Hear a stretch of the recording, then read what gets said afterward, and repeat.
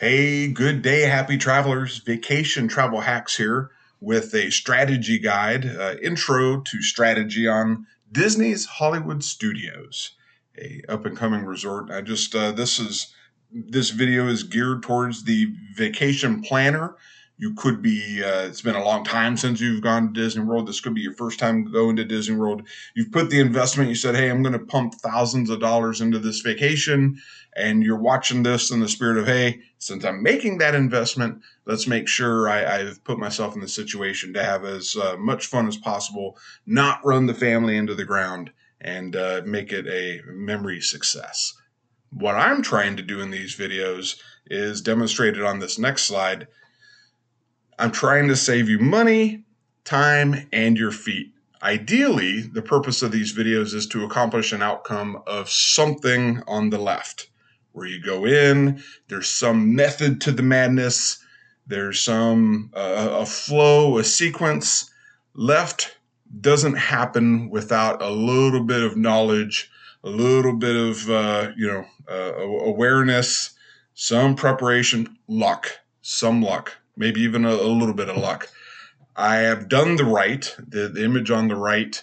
It starts off with a hodgepodge of each area. Tower of Terror, then you're at the Slinky Dog, and then all of a sudden you're doing Rocket Roller Coaster, and now you're doing Millennium Falcon, and now you want to go watch a Frozen sing-along, and then it's time to go to Toy Story Mania, and now you got to do Rise of the Resistance. There's lunch in there.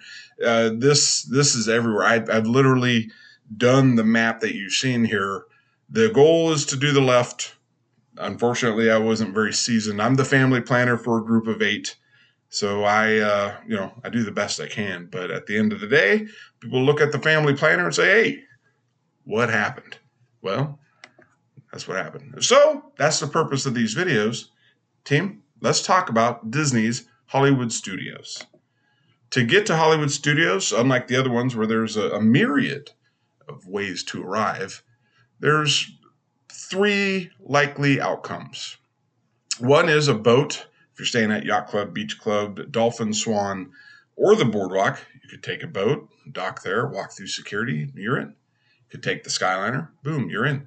If you park or take a bus, you're going to go in through these blue lines and you're in. There could be other options, parachuting in, I guess. I don't know. But either way, you're in. Once you're in, you got really 3 different options, and it really depends on who's in your group. Are you a thrill ride seeker? You're like, oh man, I want to start the trip off with a bang. All right, option 1 is a pretty good solid start. Get Rock and Roller Coaster and Tower of Terrors off to your left there.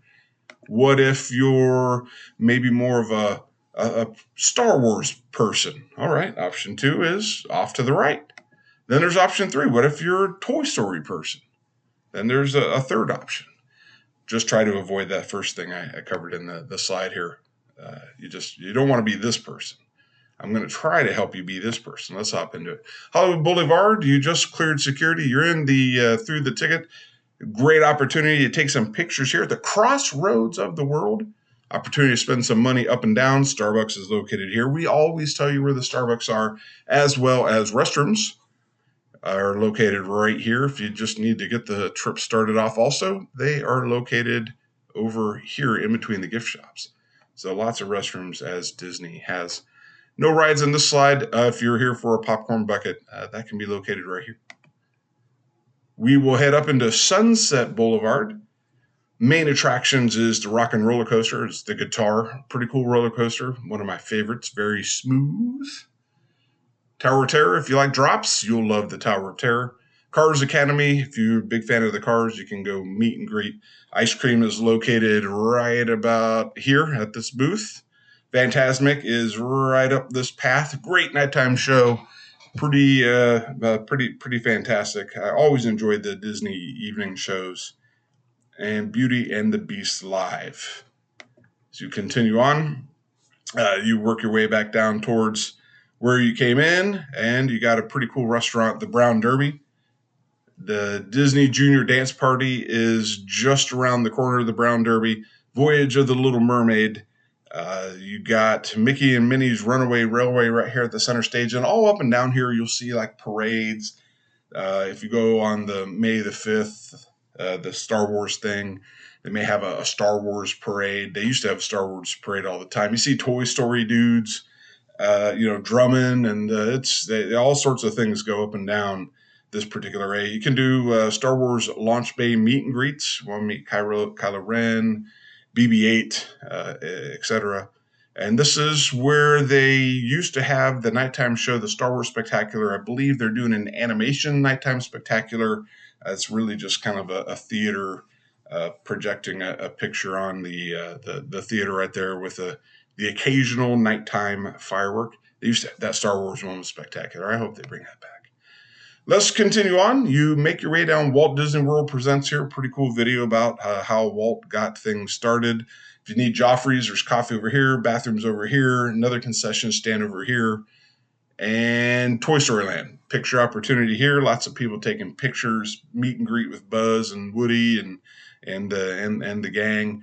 You make your way down. You got Slinky Dog to your left over here. You got to go up here, about 2 to 3 hour wait unless you get Genie Plus, and then not as long. Toy Story Mania is off to your right. There's a little area to get some food here. I believe there's a barbecue place that will be opening up shortly by the Toy Story sign. We'll have to update the video when that happens. And Alien Swirling Saucer was just to the Alien Swirling Saucers is right here. Once you get done with Toy Story Land, you make your way to Star Wars Land, naturally. Droid Depot, you want to build a droid? I built a droid. I got 2 droids. I'm looking at them right now. They're pretty cool. Milk stand, if you like drinking blue milk like Luke does in episode 4. You know what? I think that's the only episode that blue milk is consumed. I'll have to... I just saw Star Wars the other day. Want to build a lightsaber? You can build a lightsaber. Very cool. It's well done. You really feel like you're part of it. And I highly recommend that. Want to buy Luke's lightsaber, Princess Leia's, Darth Vader's, Kylo Ren's. Other lightsabers can be purchased, and other knickknacks. This store here, if you're a big fan of Star Wars, this store has a lot of stuff. Oga's Cantina.